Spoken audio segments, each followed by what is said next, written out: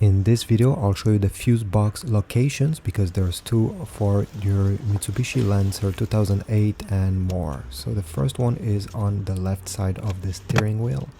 You need to remove this panel simply by pulling it out. You see, if you pull it, the hinge does not get damaged, and what's nice is the fuses are right there in front of you, deep inside, and on the back side of this cover you have the fuse diagram. I know you may not see it on this video, but every fuse has a name and you know which one is which. Now let me show you the second location for the fuse box. So you need to open the hood of the car. This one is already done.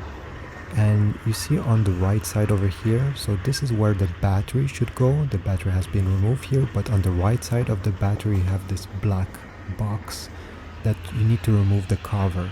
So it's held by some clips and you just need to unlock that one. So take your thumb and pull the tab and at the same time remove the cap.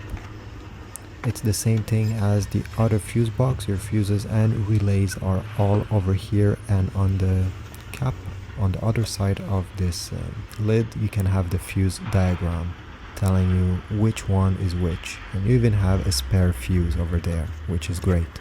Once you're done, simply put back the cap and give it a good tap like this until everything clips. Thanks for watching, subscribe, like, and I'll see you in the next video.